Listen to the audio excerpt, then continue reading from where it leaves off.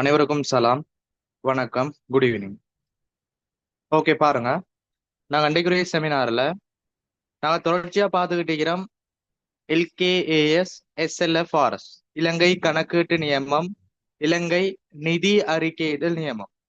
அதுல நாங்கள் தொடர்ச்சியாக கணக்கீட்டு நியமங்களும் அடுத்தது என்ன கரு சட்டமும் முழுமையாக பார்த்து முடிச்சிட்டோம். அதுல தொடர்ச்சியாக பாருங்க, எஸ்எல்எஃப்ஆர்எஸ் இலங்கை நிதி அறிக்கையிடல் நியமம்னு காணப்படுது. அதுல நாங்க எஸ்எல்எஃப்ஆர்எஸ் 15 வாடிக்கையாளர் ஒப்பந்தத்துடன் தொடர்புடைய வருமானம் அது முழுமையா படிச்சிட்டோம். இறுதியா நாங்க பார்க்கக்கூடிய விஷயம், இந்த பார்ட் 1 பேப்பரை பொறுத்த மட்டும் ஒரு குத்தகை எஸ்எல்எஃப்ஆர்எஸ் 16 குத்தகை தொடர்பான நோட்ஸ் விடயங்களும் கணக்கீட்டு பதிவுகள் தொடர்பான விடயங்களும் பார்ட் 1 எக்ஸாம் பேஸ் பண்ணி பார்ப்போம். அதன் அடிப்படையில தலைப்பு போடுங்க, எஸ்எல்எஃப்ஆர்எஸ் 16 குத்தகை.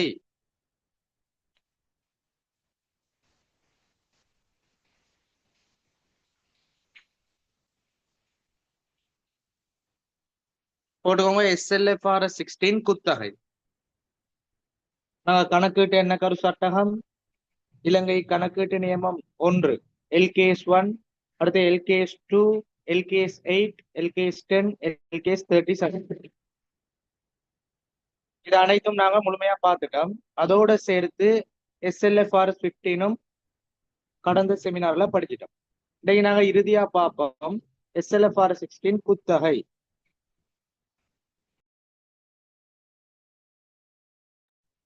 ஓகே, இப்ப நாங்க பாடத்துக்குள்ள போவோம். முதலாவது நமக்கு தெரிஞ்சு கொள்ள வேண்டிய விஷயம், குத்தகை என்று சொன்னா முதலாவது என்ன தெளிவா பாருங்க.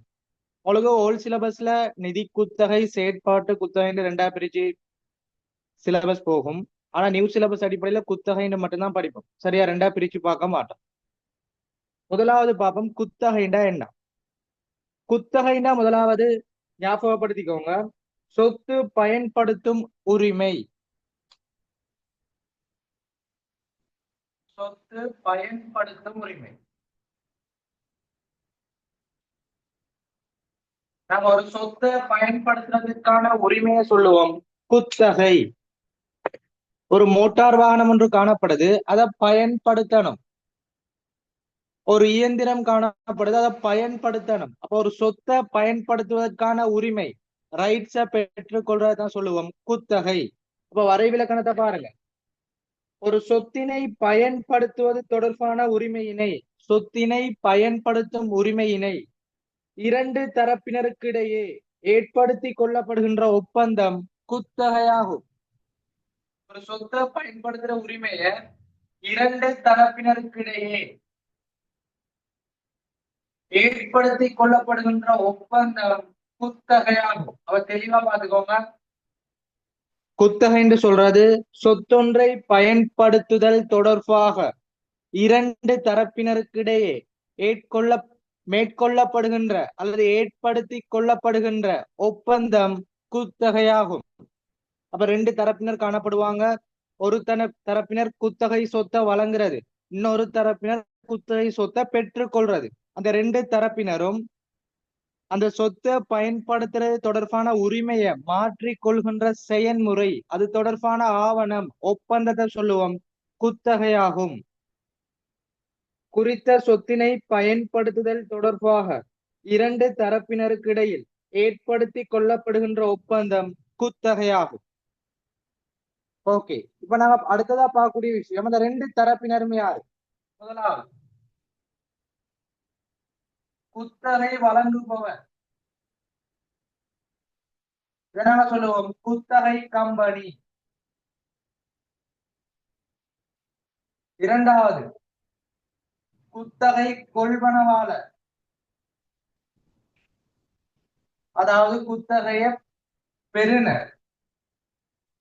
இப்படி ரெண்டு தரப்பினர் காணப்படுவாங்க. முதலாவது குத்தகை கம்பெனி குத்தகையை வழங்கும், இரண்டாவது குத்தகையை பெற்றுக்கொள்ற நபர். இந்த ரெண்டு நபருக்கு இடையில ஏற்படுத்தி கொள்ளப்படுகின்ற ஒரு ஒப்பந்தத்தை சொல்லுவோம், ஒரு எழுத்து மூலமான ஆவணத்தை சொல்லுவோம் குத்தகை. இதுல என்ன தொடர்பான விடயம் குறிப்பிடப்பட்டிருக்கும், ஒரு சொத்தை பயன்படுத்துற உரிமை. ஓகே, இதுல முக்கியமான விஷயம் நோட் பண்ணிக்கொள்வோம், குத்தகை கம்பெனி குத்தகையை வழங்குற நபருக்கு தான் எப்பொழுதும் குத்தகை தொடர்பான சட்ட உரிமை காணப்படும். எனவே நோட் பண்ணிக்கோங்க, குத்தகை சொத்து தொடர்பான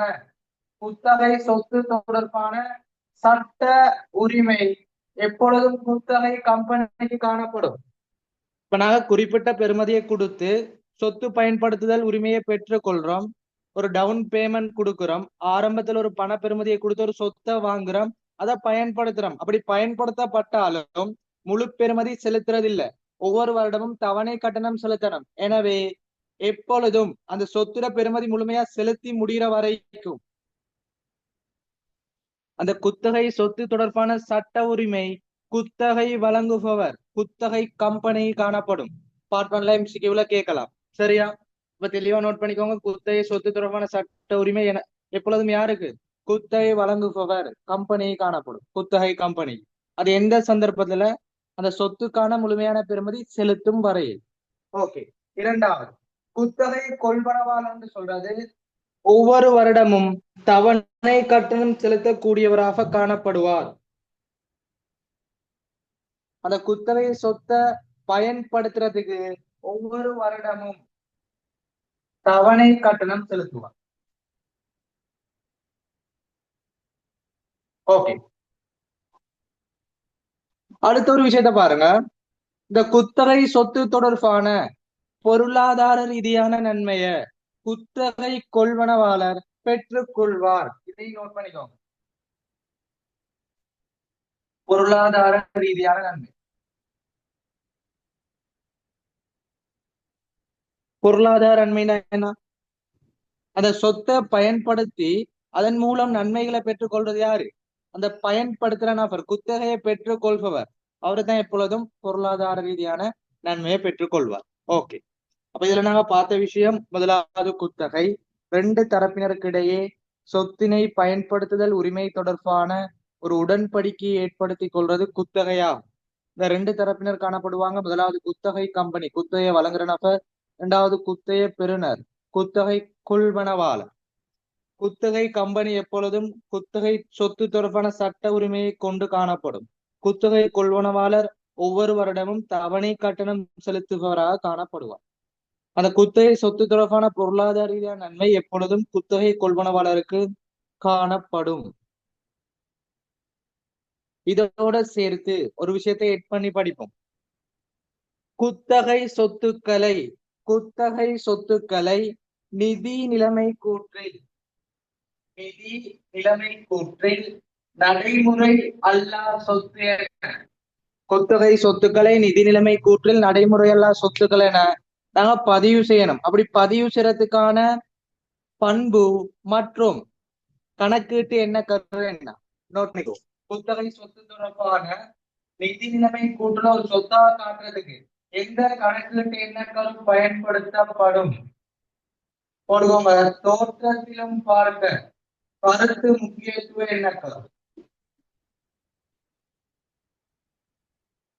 தோற்றத்திலும் பார்க்க கருத்து முக்கியத்துவ எண்ணக்கரு. இரண்டாவது பண்பு, உண்மையான பிரதிநிதித்துவம்.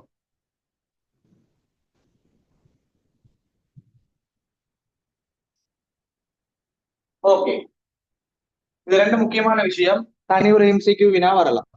இப்ப குத்தகை சொத்து தொடர்பான பதிவு நிதி நிலைமை கூற்றுல நடைமுறை சொத்தா காட்டுறது. அது எந்த எண்ண கருவுக்கு அமைண்டா? தோற்றத்திலும் பார்க்க கருத்து முக்கியத்துவம் என்ன கரு. பண்பு சாதிசயம், உண்மையான பிரதிநிதித்துவம். ஓகே. இதை முதலாவது தெளிவா நோட் பண்ணிக்கோங்க. அடுத்த விஷயத்துக்கு போவோம்.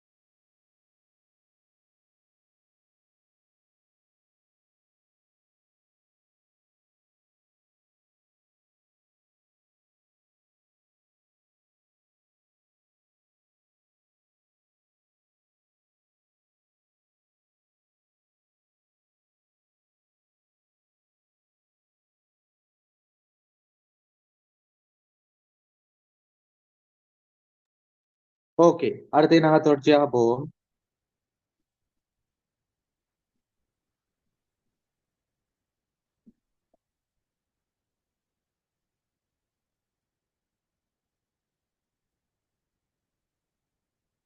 ஓகே, முக்கியமான ஒரு பாயிண்ட்ஸுக்கு போவோம்.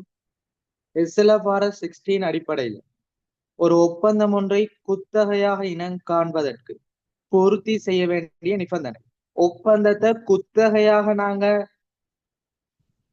இனம் காண்பதற்கு பூர்த்தி செய்ய வேண்டிய நிபந்தனை தலைப்பு போட்டுக்கோம். பார்ட் ஒன்ல வரலாம். ஒப்பந்தம் ஒன்றை குத்தகையாக இனம் காண்பதற்கு பூர்த்தி செய்ய வேண்டிய நிபந்தனை. ஒப்பந்தம் ஒன்றை குத்தகையாக இனம் காண்பதற்கு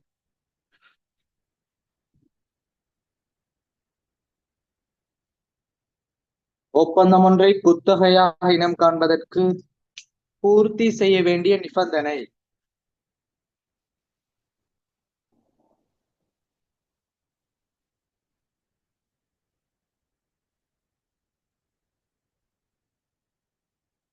உங்களுக்கு நோபலா ஒப்பந்தம் சொல்றது ரெண்டு தரப்பினருக்கு இடையே ஏற்படுத்திக் கொள்ளப்படுகின்ற ஒரு எழுத்து மூலமான ஆவணம். அது ஒப்பந்தம். அது பல விடயங்களுக்கு ஒப்பந்தங்கள் மேற்கொள்ளப்படலாம். ஆனால் அந்த ஒப்பந்தம் ஒரு குத்தகையாக மாற்றம் அடைகிறதுக்கு என்ன பண்பை பெற்றுக்கொள்ளணும், என்ன நிபந்தனையின் அடிப்படையில அது குத்தகையாக மாறும்? நோட்ஸ் கேள்வியில வரலாம், தெளிவா பார்ப்போம். ஒப்பந்தம் ஒன்றை குத்தகையாக இனம் காண்பதற்கு பூர்த்தி செய்ய வேண்டிய நிபந்தனை. முதலாவது, இனம் காணப்பட்ட சொத்தொன்றாக காணப்படுதல். எழுதிக்கோங்க.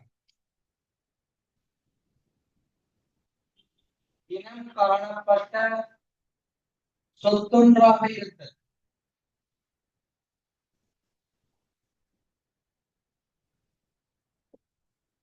இனம் காணப்பட்ட சொத்தொன்றாக இருத்தல். இரண்டாவது, இனம் காணப்பட்ட சொத்தின்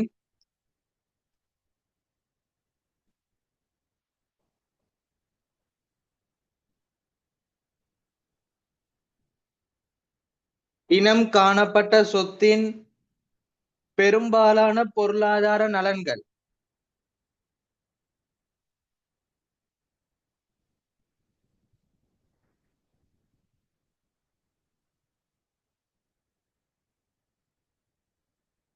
குத்தகை கொள்வனவாளர்.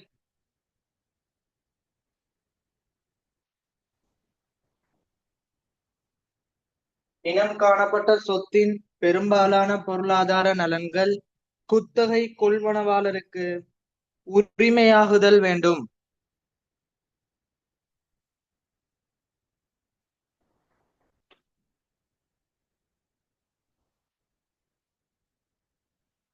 இறுதியா பாருங்க, இனம் காணப்பட்ட சொத்தின் நேரடி பயன்பாடு.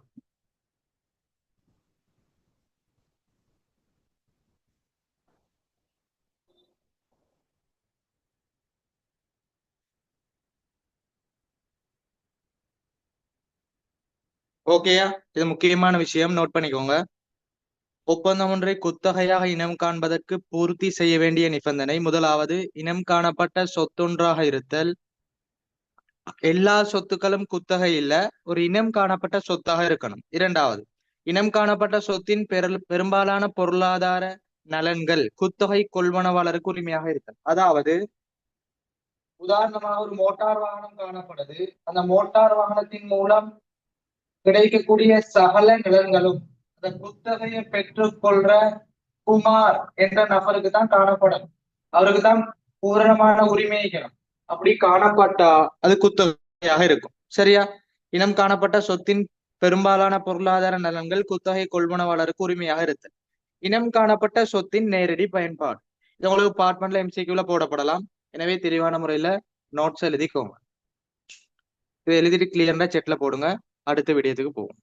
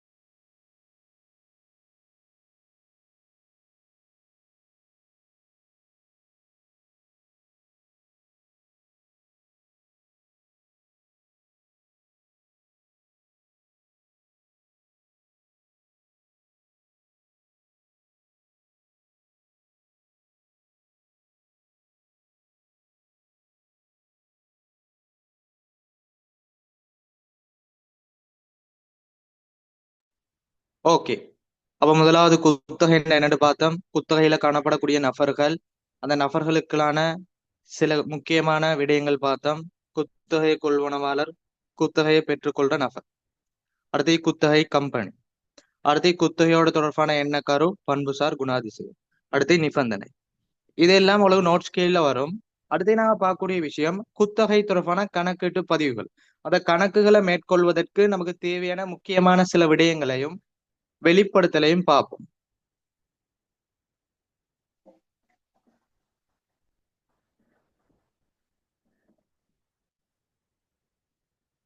முதலாவது நோட்ல போட்டுக்கோங்க.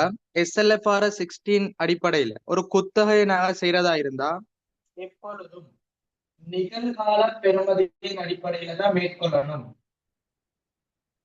நிகழ்கால பெறுமதி அடிப்படையில் பதிவுகள் மேற்கொள்ளப்படும்.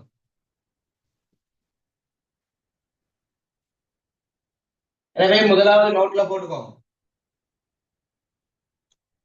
முதலாவது நோட், குத்தகை தொடர்பான கணக்கீட்டு பதிவுகளானது குத்தகை தொடர்பான கணக்கீட்டு பதிவுகளானது எப்பொழுதும் நிகழ்கால பெறுமதியின் அடிப்படையில் மேற்கொள்ளப்படும். குத்தகை தொடர்பான கணக்கீட்டு பதிவுகளானது எப்பொழுதும் நிகழ்கால பெறுமதியின் அடிப்படையில் மேற்கொள்ளப்படும். அப்ப தெளிவா விளங்கிக் கொள்ளணும், நிகழ்கால பெறுமதி அடிப்படையில தான் பதிவுகளை மேற்கொள்ளணும். ஓகே, இதுல பாருங்க, முதலாவது நிகழ்கால பெறுமதி அப்படி இல்லாட்டி குத்தகை சொத்தின் ஆரம்ப அளவு, குத்தகை சொத்தின் ஆரம்ப பொறுப்பு அல்லது ஆரம்ப அளவு அல்லது நிகழ்கால பெறுமதின்னு சொல்றது ஒரே விஷயம். ஓகே, இப்ப நாங்க பார்ப்போம் நிகழ்கால பெறுமதியை எப்படி கண்டுபிடிக்கலாம். ஒரு சமன்பாடு காணப்படும். நிகழ்கால பெறுமதி நம்ம எப்படி கண்டுபிடிக்கிறீங்களா, கழிவீட்டு காரணி தர வருடாந்த தவணை கட்டணம், கழிவீட்டு காரணிய வருடாந்த தவணை கட்டணத்தால பெருக்கி எடுத்தோம்டா நிகழ்கால பெறுமதி தரப்படும். அவ்வளவு பேப்பர்ல நார்மலா தருவான் நிகழ்கால பெறுமதி, அல்லது குறிப்பிட்ட சொத்தை இவ்வளவுதான் கொள்வனவு செய்ய தருவான், அல்லது குத்தகை சொத்தின் ஆரம்ப பொறுப்பு ஆரம்ப அளவீடு தந்தா டிரெக்டா நிகழ்கால பெறுமதியை கண்டுபிடிப்பீங்க. அப்படி இல்லாட்டி கழிவீட்டு காரணிய வருடாந்த தவணை கட்டணத்தால பெருக்கி நிகழ்காலத்தை கண்டுபிடிச்சு, அதாவது நிகழ்கால பெறுமதியை கண்டுபிடிச்சு கணக்குல பதிவு செய்யணும். ஓகேயா? அப்ப நிகழ்கால பெறுமதி அடிப்படையில தான் கணக்கு பதிவு செய்யப்படும். நிகழ்கால பெறுமதின்னு சொல்றது குத்தகை சொத்தின் ஆரம்ப அளவீடு. அதை எப்படி கண்டுபிடிப்போம்டா, கழிவீட்டு காரணிய வருடாந்த தவணை கட்டணத்தால பெருக்கி. நோட் பண்ணிக்கோங்க.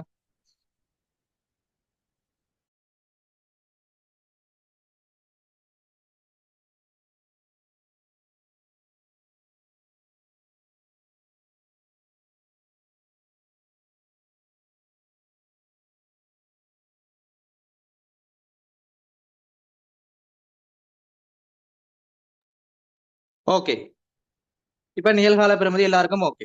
ஒரு குத்தகை சொத்து ஆரம்ப அளவீடு அல்லது குத்தகை சொத்து இவ்வளவு பெறுமதிக்கு தான் கொள்வனவு செய்ய போறோம்னு இருந்தா அது நிகழ்கால பெறுமதி. அப்படி இல்லாட்டி கழிவீட்டு காரணிய தவணை கட்டணத்தால பெருக்கி வர மொத்த டோட்டல் பெறுமதி நிகழ்கால பெறுமதியா காணப்படும். இந்த நிகழ்கால பெறுமதியை வச்சுதான் கணக்கு பதிவு செய்வோம். பின்னுக்கு சொல்லிதான். அடுத்த விஷயம் நியாயமான பெறுமதி. நோட் பண்ணிக்கோங்க. நியாயமான பெறுமதி, நியாயமான பெறுமதிக்கு ஒரு சமன்பாடு காணப்படுது. இந்த கட்டாயம் சமன்பாடை போட்டு கண்டுபிடிக்கணும். முதலாவது கண்டுபிடிச்ச நிகழ்கால பெறுமதி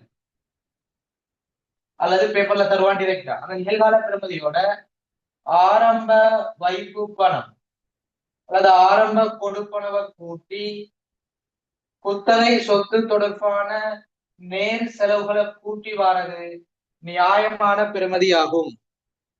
நியாயமான பெறுமதி சமன் நிகழ்கால பெறுமதியோட ஆரம்ப வைப்பு பணம் அல்லது ஆரம்ப கொடுப்பனவை கூட்டி குத்தகை சொத்து தொடர்பான நேர் செலவுகளை கூட்டி வாரது நியாயமான பெறுமதி ஆகும். அப்ப நியாயமான பெறுமதி என்ன, நிகழ்கால பெறுமதியோட ஆரம்ப வைப்பு பணத்தை கூட்டி நேர் செலவுகளை கூட்டி வாரது.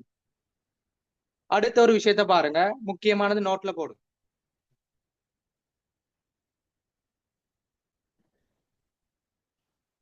ஆரம்ப வைப்பு பணம் பூஜ்ஜியமாக காணப்பட்டால், ஆரம்ப வைப்பு பணம் பூஜ்ஜியமாக காணப்பட்டால் நியாயமான பெறுமதி, நியாயமான பெறுமதியும்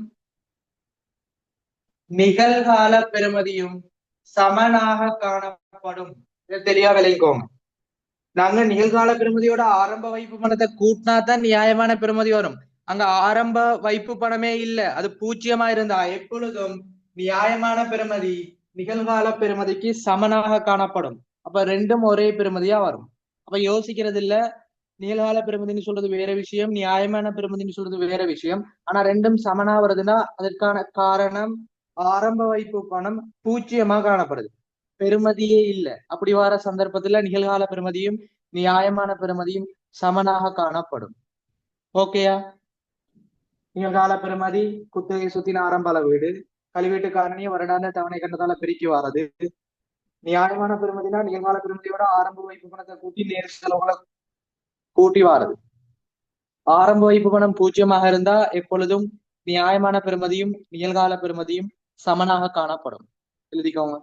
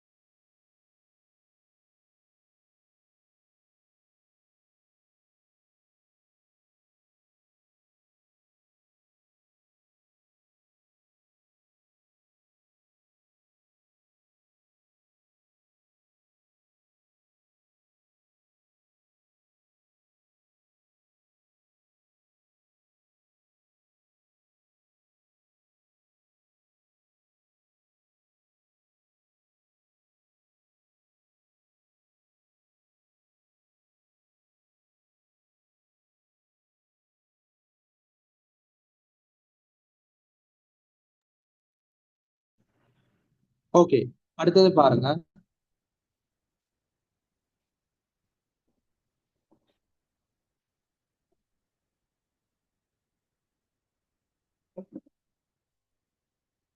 குத்தகை வட்டி.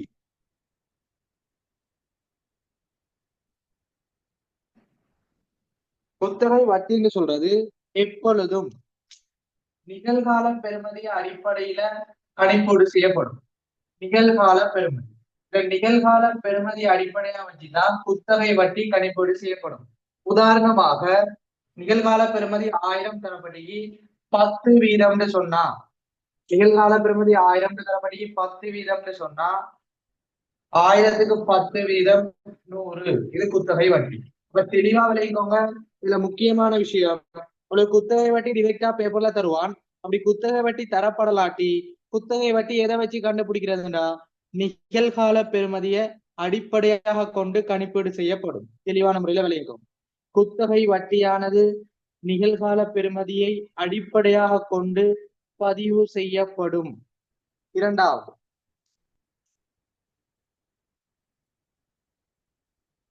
பெருமான தேய்வு. பெருமான தேய்வானது எப்பொழுதும் நியாயமான பெறுமதியை அடிப்படையாக கொண்டு கணிப்பீடு செய்யப்படும். நியாயமான பெறுமதி, அதாவது குத்தகை சொத்தின் நியாயமான பெறுமதிய குத்தகை காலம் மற்றும் பயன் தரும் ஆயுட்காலம் அதை வச்சு நாங்க கணிப்பீடு செய்யறது பெருமான தேய்வு ஆகும். அப்ப தெளிவான முறையில ரெண்டையும் பிரிச்சு விளைவிக்கோங்க. ஒரு வட்டி கணிப்புடனும் கட்டாயம் குத்தகை வட்டி பதிவு செய்யணும். அப்ப குத்தகை வட்டி தரலாம் அல்லது கணிப்போடு செஞ்சு பதிவு செய்யலாம். டிரெக்டா தந்தா பதிவு செய்யலாம். அப்படி இல்லாட்டி குத்தகை வட்டியானது எப்பொழுதும் நிகழ்கால பெறுமதியை அடிப்படையாக கொண்டு பதிவு செய்யப்படும், அதாவது கணிப்பீடு செய்யப்படும். இரண்டாவது, பெருமான தேய்வானது எப்பொழுதும் நியாயமான பெறுமதியை அடிப்படையாக கொண்டு கணிப்பீடு செய்யப்படும். இது ரெண்டையும் தனித்தனியா பார்த்துக்கோ. இப்ப குத்தகை வட்டினா நிகழ்கால பெறுமதியை வச்சு கண்டுபிடிப்போம், பெருமான தேய்வுண்டா நியாயமான பெறுமதியை வச்சு கண்டுபிடிப்போம். இதை நோட் பண்ணிக்கோங்க. அடுத்தது நாங்க பெருமான தேய்வு கணிப்பீடு செய்யற முறைய விளக்கமாக பார்ப்போம்.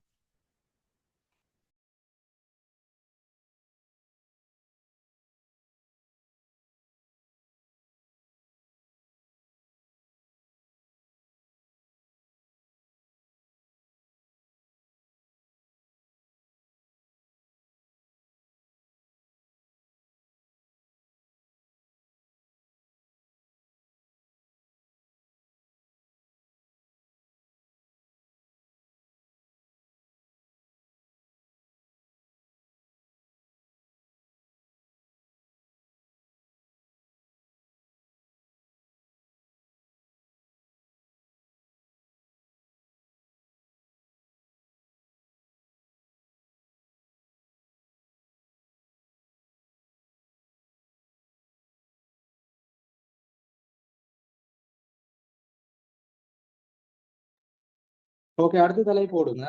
பெருமான தேய்வு எப்படி கணிப்பீடு செய்யற முறை முக்கியமானது. குத்தகை சொத்தின் பெருமான தேய்வு கணிப்பீடு செய்யும் முறை.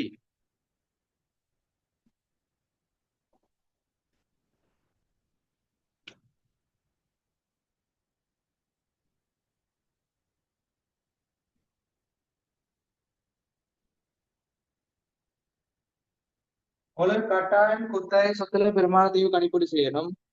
சொத்து பயன்படுத்தல் உரிமையில தீரிய மீதியை கண்டுபிடிக்கும்.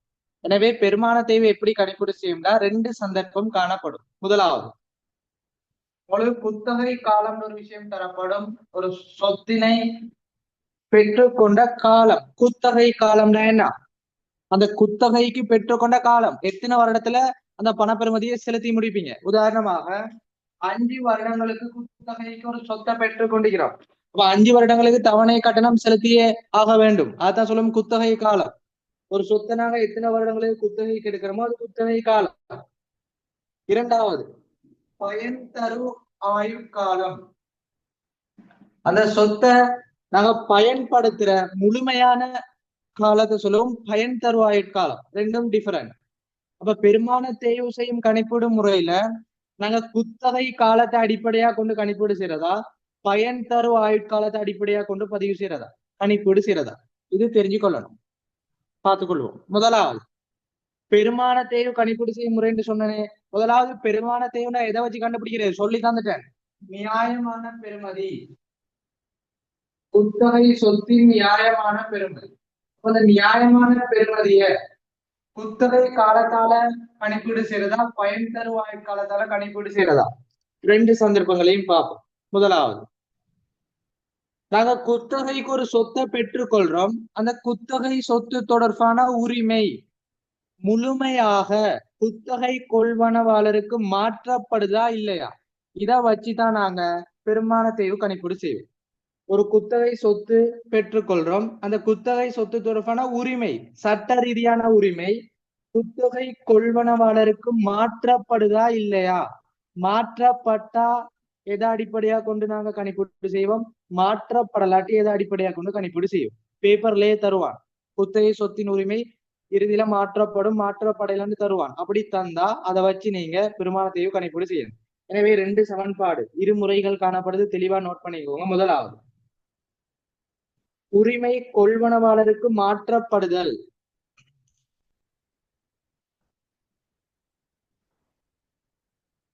குத்தகை சொத்தின் உரிமை கொள்வனவாளருக்கு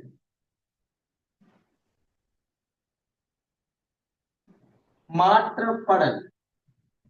இரண்டாவது, குத்தகை சொத்தின் உரிமை கொள்வனவாளருக்கு மாற்றப்படாமை. தெளிவான முறையில போட்டுக்கோங்க. இப்ப முதலாவது சந்தர்ப்பம் எப்படி? அந்த குத்தகை சொத்துல உரிமை குத்தகையை பெற்றுக்கொண்ட நபருக்கு முழுமையா உரிமை மாற்றப்பட்டா சமன்பாடு எப்படி வரும்? மாற்றப்படலாட்டி சமன்பாடு எப்படி வரும்? எனவே உரிமை மாற்றப்பட்டால் எப்பொழுதும் பயன் தரும் ஆயுட்காலத்தை அடிப்படையாக கொண்டு நாங்க என்ன செய்யணும்? பெருமானத்தையும் கணிப்போடு செய்யணும். உரிமை மாற்றப்படலாட்டி குத்தகை காலத்தை அடிப்படையாக கொண்டு கணிப்பீடு செய்யணும். இவ்வளவுதான் விஷயம். அப்ப நீங்க பார்த்துக்கொள்ள வேண்டிய விஷயம் என்ன?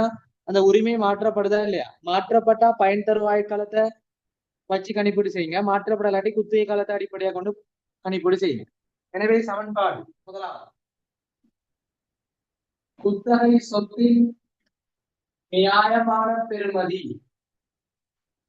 அந்த குத்தகை சொத்தின் நியாயமான பெறுமதிய பயன் தரும் ஆயுட்காலத்தால பிரிச்சா பெருமானத்தையும் வரும். குத்தகை சொத்துற உரிமை கொள்வனவாளருக்கு மாற்றப்பட்டால் குத்தகை சொத்தின் நியாயமான பெறுமதியை பயன் தருவாய் காலத்தால பிரிங்க, டிரெக்டா பெருமானத்தையும் வரும். இரண்டாவது, உரிமை மாற்றப்பட இல்லை, அதே போல போடுங்க. குத்தகை சொத்தின் நியாயமான பெறுமதி, அந்த நியாயமான பெறுமதிய குத்தகை காலத்தால பிரிங்க, பெருமானத்தையும் வரும். ஓகே. அப்ப உரிமை மாற்றப்பட்டால் பயன் தரும் ஆயுட்காலத்தால பிரிக்கணும், உரிமை மாற்றப்பட இல்லையா குத்தகை காலத்தால பிரிக்கணும். இவ்வளவுதான் டிஃபரன்ஸ். பெருமான தேய்வு கணிப்பீடு செய்முறை முதலாவது குத்தகை காலத்தை அடிப்படையாக கொண்டு கணிப்பீடு செய்யறது, பயன் தரும் ஆயுட்காலத்தை கொண்டு கணிப்பீடு செய்யறது. ரெண்டு காலத்தை அடிப்படையாக கொண்டாலும் நியாயமான பெறுமதியை வச்சுதான் பேஸ் பண்ணி தான் செய்யறது. அப்ப குத்தகை காலம் வருமா பயன் தரும் ஆயுட்காலம் வரும்டா எப்படி கண்டுபிடிக்கிறேன்டா? குத்தகை சொத்துல உரிமை மாற்றப்படுதா இல்லையா? குத்தகை சொத்தின் உரிமை மாற்றப்பட்டால் பயன் தருவாய் காலம், மாற்றப்படையிலையா குத்தகை காலம். இவ்வளவுதான் மேட்டர். அப்ப ரெண்டுக்கும் நியாயமான பெறுமதியை போடுவோம். உரிமை மாற்றப்பட்டீங்கன்னு தெரிஞ்சா பயன் தருவாய் காலத்தால பிரிங்க, உரிமை மாற்றப்படையில ஒன்னும் சொல்லப்படலாட்டி குத்தகை காலத்தால பிரிங்க. சரியா? உரிமை மாற்றப்படையிலன்னு சொன்னா குத்தகை காலம், மாற்றப்பட்டுச்சுன்னு சொன்னா பயன் தருவாய் காலம். சிம்பிளான விஷயம். இந்த சமன்பாட்டை அடிப்படையாக கொண்டு பெருமான தேய்வு கணிப்பீடு செய்யணும். நோட் பண்ணிக்கோங்க.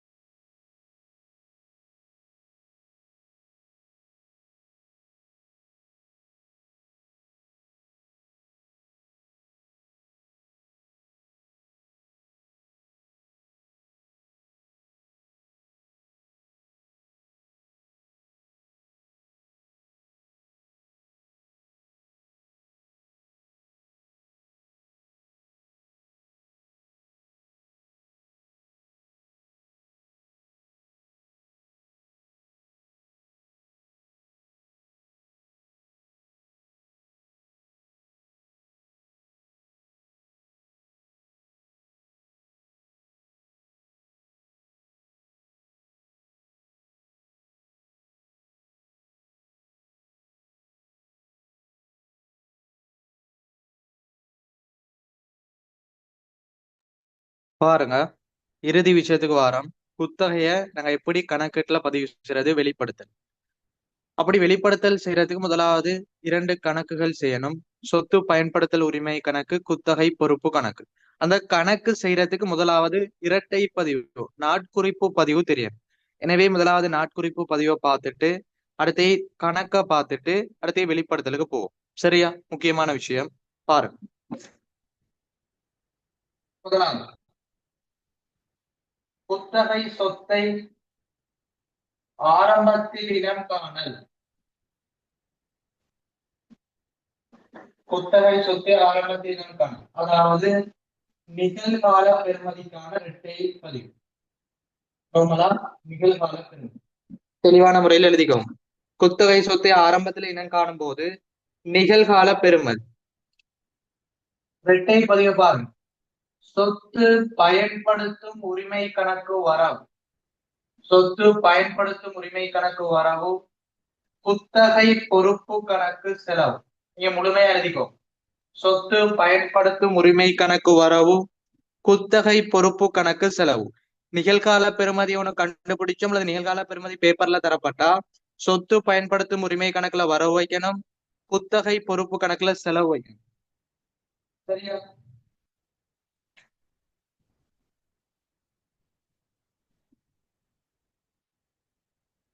இரண்டாவது விஷயம், ஆரம்ப வைப்பு பணம்.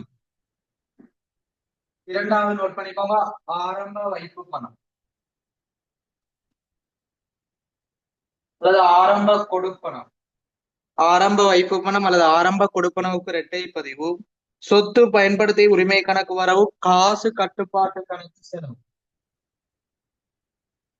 சொத்து பயன்படுத்தும் உரிமை கணக்கு வரவு, காசு கட்டுப்பாட்டு கணக்கு செலவு. சொத்து பயன்படுத்தல் உரிமை கணக்கு வரவும், காசு கட்டுப்பாட்டு கணக்கு செலவு. ஆரம்ப வைப்பு பணம்னு சொல்லலாம் அல்லது ஆரம்ப கொடுப்பனம்னு சொல்லலாம். மூன்றாவது, ஆண்டுக்குரிய குத்தகை வட்டி.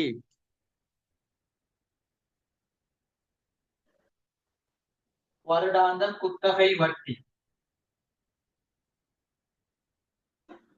ஆண்டுக்குரிய குத்தகை வட்டி இரட்டை பதிவு போடுங்க.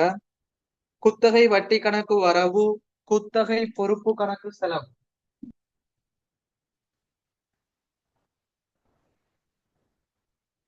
குத்தகை வட்டி கணக்கு வரவு, குத்தகை பொறுப்பு கணக்கு செலவு. அப்ப முதலாவது 3 விஷயம் தெளிவா பாருங்க. ஆரம்பத்துல குத்தகை இனம் காணல்டா நிகழ்கால பெறுமதி, சொத்து பயன்படுத்தல் உரிமை கணக்கு வரவு, குத்தகை பொறுப்பு கணக்கு செலவு. ஆரம்ப வைப்பு பணம்டா சொத்து பயன்படுத்தல் உரிமை கணக்கு வரவு, காசு கட்டுப்பாட்டு கணக்கு செலவு. வருடாந்த குத்தகை வட்டினா குத்தகை வட்டி கணக்கு வரவு, குத்தகை பொறுப்பு கணக்கு செலவு. அடுத்து 4வது, தவணை பணம்.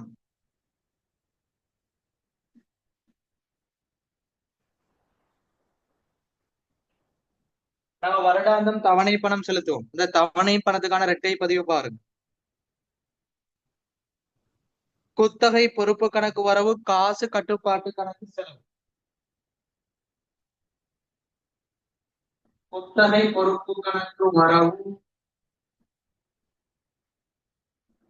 காசு கட்டுப்பாட்டு கணக்கு செலவு. குத்தகை பொறுப்பு கணக்கு வரவு, காசு கட்டுப்பாட்டு கணக்கு செலவு. இறுதியா பாருங்க, முக்கியமான விஷயம், குத்தகை சொத்துல பெருமான தேய்வு. குத்தகை சொத்தின் பெருமான தேய்வு. இந்த இரட்டை பதிவு மிக முக்கியமானது. இரட்டை பதிவு கொஞ்சம் டிஃப்ரெண்ட் ஆனது.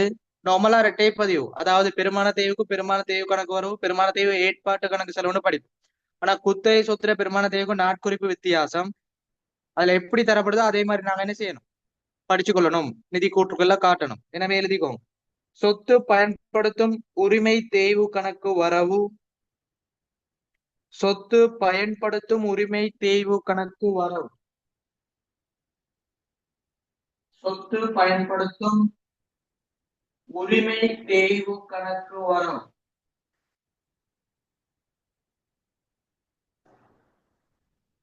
சொத்து பயன்படுத்தும் உரிமை கணக்கு செலவு.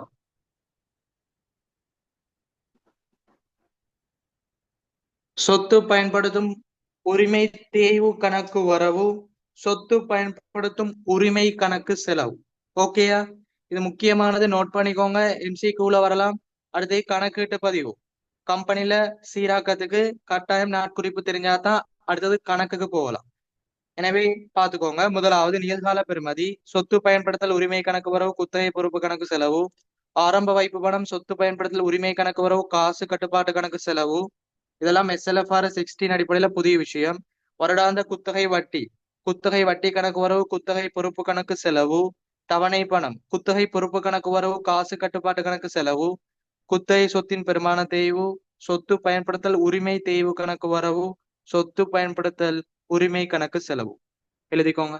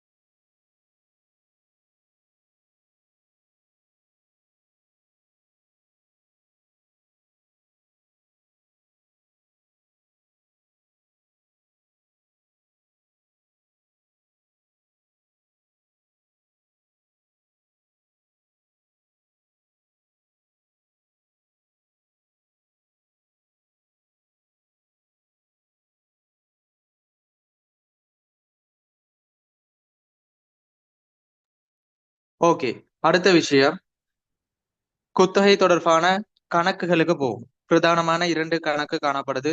அந்த கணக்குகளை நாங்க சீராக்கம் செஞ்சாதான் பாட்டூல சொத்து பயன்படுத்தல் உரிமை மீதி அல்லது நடைமுறை பொறுப்பு அல்லது நடைமுறை அல்லா பொறுப்பு சகல விடயங்களும் பதிவு செய்யலாம். இந்த நாட்குறிப்பை பயன்படுத்தி கணக்குக்கு போகும்.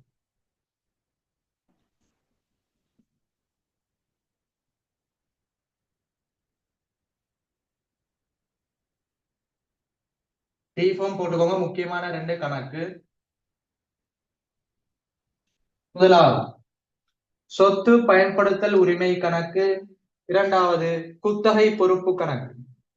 எனவே முதலாவது போடுங்க சொத்து பயன்படுத்தல் உரிமை கணக்கு, இரண்டாவது குத்தகை பொறுப்பு கணக்கு.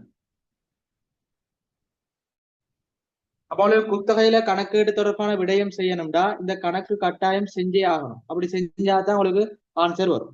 சொத்து பயன்படுத்தல் உரிமை கணக்கு, குத்தகை பொறுப்பு கணக்கு. ஓகேயா?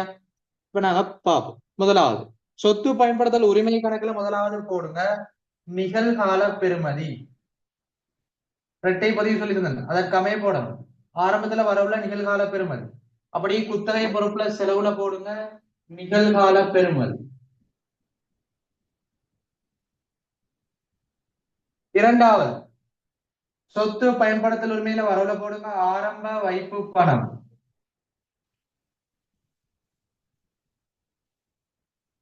குத்தகை பொறுப்புல போடுங்க குத்தகை வட்டி. அடுத்தது சொத்து பயன்படுத்தல் உரிமை கணக்குல ஏதாவது நேர் செலவுகள் தரப்பட்டால் போடணும் பெருமான தேய்வு. குத்தகை பொறுப்புல வரவுல தவணை கட்டணம். இவ்வளவுதான் பதிவு. இப்ப தெளிவான முறையில பாருங்க, சொத்து பயன்படுத்தல் உரிமை கணக்குல வரவுல வரக்கூடியது நிகழ்கால பெறுமதி, ஆரம்ப வைப்பு பணம், ஏதாவது நேர் செலவுகள், செலவுல போடுவோம் பெருமான தேய்வு. இப்ப கூட்டி எடுப்போம். கூட்டி எடுக்கிற பேர் என்ன? நியாயமான பெறுமதி. சரியா? வரவுல வர 3ஐயும் கூட்டி வர்றது நியாயமான பெறுமதி. நிகழ்கால பெறுமதி, ஆரம்ப வைப்பு பணம், நேர செலவுகள், செலவுல பெருமானத்தையே போடும். இதெல்லாத்தையும் கூட்டி எடுத்து மீதி வந்தது வரும். அதுக்கு நாங்க பேர் சொல்லுவோம் சொத்து பயன்படுத்தல் உரிமை. இந்த சொத்து பயன்படுத்தல் உரிமைன்னு சொல்றது 31/3/2024 இறுதியில காணப்படக்கூடிய உரிமை. தெளிவான முறையில விளங்கிக் கொள்ளணும். வரவுல வர சகல வடிவங்களையும் கூட்டினா நியாயமான பெறுமதி, அதுல இருந்து பெருமானத்தை கழிச்சு வாரது சொத்து பயன்படுத்தல் உரிமை மீதி. அது இறுதியில காணப்படக்கூடியதாக காணப்படும். உங்களுக்கு ஒரு கேள்வி கேட்கலாம். 1/4/2023 ஆரம்பத்துல சொத்து பயன்படுத்தல் உரிமை என்று கேட்டால் பெருமான தேய்வு இங்க கழிக்கிறது இல்ல. பெருமான தேய்வு வராம நாங்க கூட்டி எடுப்போமே, நிகழ்கால பெருமதி, ஆரம்ப வைப்பனம், நேர் செலவுகள், இது மூணையும் கூட்டி வர டோட்டல் பெருமதி. உதாரணமாக ஏண்டு போடுறேன். இந்த ஏய சொல்லுவோம் ஆரம்பத்துல நியாயமான பெருமதி. ஆரம்பத்துல சொத்து பயன்படுத்தல் உரிமை பெருமதினா நிதியாண்ட ஆரம்பத்துலன்னா பெருமானத்தையும் கழிக்காம வரக்கூடிய சகலத்தையும் கூட்டி வரது ஆரம்பத்துல சொத்து பயன்படுத்தல் உரிமை பெறுமதி. நீங்க சொத்து பயன்படுத்தல் உரிமை கணக்குல நிகழ்கால பெறுமதி, ஆரம்ப வைப்பனம், நேர் செலவுகள் போட்டு பெருமானத்தையும் கழிச்சு வர மீதி வந்தது இறுதியில வரது நிதியாண்டு இறுதியில சொத்து பயன்படுத்தல் உரிமை மீதி. இது ரெண்டையும் தெளிவா விளைவிக்கும். அப்ப சொத்து பயன்படுத்தல் உரிமை கணக்கு போடுவோம். நிகழ்கால பெறுமதி, ஆரம்ப வைப்பனம், நேர் செலவுகளை பதிவு செய்வோம், பெருமானத்தையும் பதிவு செய்வோம். கூட்டி எடுத்து மீதி வந்தது வாருது சொத்து பயன்படுத்தல் உரிமை மீதி இறுதியில வாருது. ஆரம்பத்துல சொத்து பயன்படுத்தல் மீதினா இந்த பெருமானத்தையும் கழிக்காம கூட்டி வார சகல விடயங்களும் ஆரம்பத்துல சொத்து பயன்படுத்தல் உரிமை மீதிட்டு வரும். ரெண்டையும் வெவ்வேறாக படிச்சுக்கோங்க. அடுத்து பாருங்க குத்தகை பொறுப்பு, மிக முக்கியமான இந்த குத்தகை பொறுப்புல முதலாவது நிகழ்கால பெறுமதி வரும், செலவுல குத்தகை வட்டி வரும், வரவுல தவணை கட்டணம் போடும். எல்லாத்தையும் கூட்டி எடுப்போம், மீதி வந்தது வரும். இந்த மீதி வந்ததை சொல்லுவோம் மொத்த குத்தகை பொறுப்பு. இந்த மீதி வந்ததை சொல்லுவோம் மொத்த குத்தகை பொறுப்பு. இந்த மொத்த குத்தகை பொறுப்பை நாங்க ரெண்டாக டிவைட் பண்ணணும்.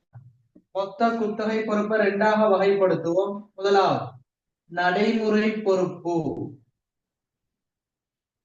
இரண்டாவது நடைமுறை அல்லா பொறுப்பு. முதலாவது நாங்க என்ன செய்யணும், குத்தகை பொறுப்புல நிகழ்கால பெறுமதி, குத்தகை வட்டி, தவணை கட்டணத்தை போட்டு கூட்டி எடுப்போம் செலவுல. அது சொல்லுவோம் மொத்த குத்தகை பொறுப்பு. இந்த மொத்த குத்தகை பொறுப்பு ரெண்டாக வரும். முதலாவது நடைமுறை பொறுப்பு, நடைமுறை அல்லா பொறுப்பு.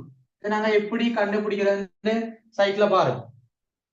முதலாவது நடைமுறை பொறுப்பு எப்படி கண்டுபிடிக்கிறதுனா சமன்பாடு அடுத்த ஆண்டு வட்டி. சரியா பாத்துக்கோங்க.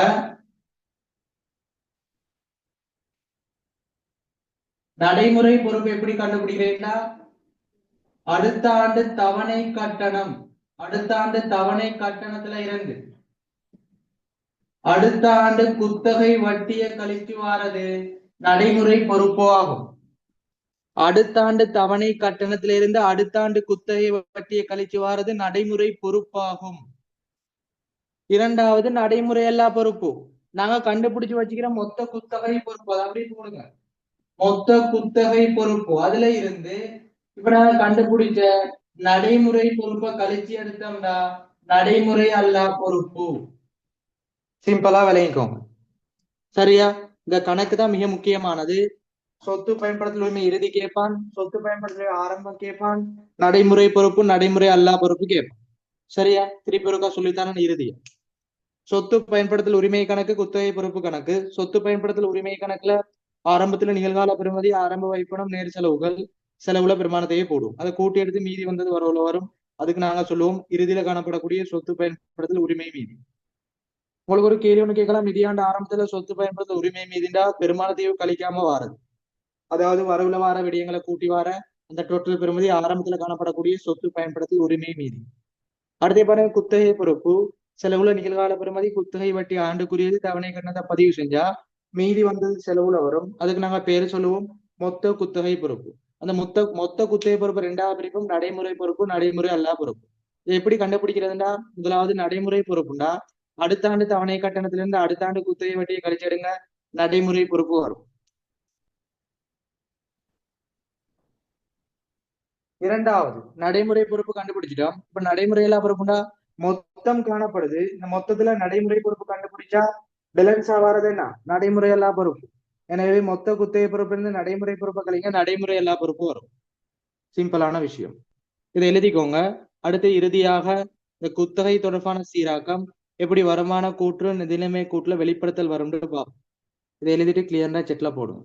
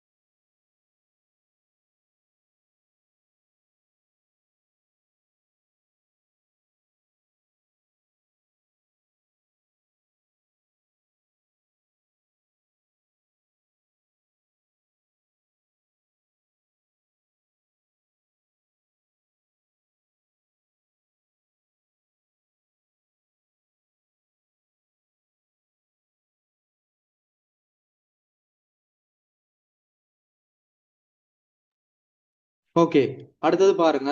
முக்கியமான விஷயம், உங்களுக்கு கம்பெனி பகுதி 2 குத்தகை தொடர்பான சீராக்கம் எப்படி வெளிப்படுத்தல்னு பார்ப்போம். உங்களுக்கு கணக்கு பதிவுகள் எல்லாம் தெரியும், ஆனா வெளிப்படுத்தல் தெரியாட்டி மார்க்ஸ் கிடைக்காது. எனவே வெளிப்படுத்தல பாருங்க.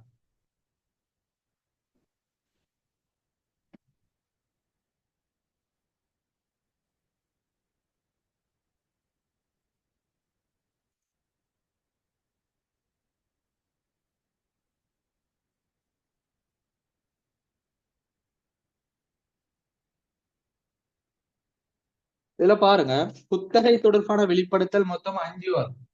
5 பதிவுகள் வரும். உங்களுக்கு நார்மலா குத்தகை ஒரு சீராக்கம்னா 5 பதிவு. அது நிதியாண்டு ஆரம்பமா இறுதி ஆண்டு நிறைய டிஃப்ரெண்ட் ஆகி, நார்மலா நிதியாண்டு ஆரம்பத்துல உங்களுக்கு உதாரணம் ஒரு 5 வருடங்களுக்கு குத்தகை மேற்கொள்ளப்பட்டுச்சுன்னா எப்படி வெளிப்படுத்தல்னு பாருங்க. முதலாவது வருமான கூற்று, இரண்டாவது நிதி நிலைமை கூற்று,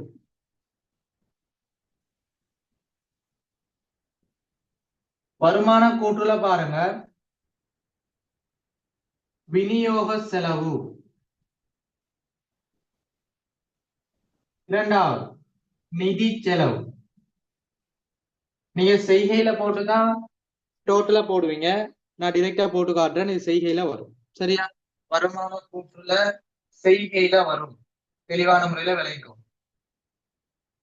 இரண்டாவது நிதி நிலைமை கூற்று. நிதி நிலைமை கூற்றுல நடைமுறை அல்லா சொத்து, அடுத்தது நடைமுறை பொறுப்பு, நடைமுறை அல்லா பொறுப்பு, 5 பதிவுகள் வரும்.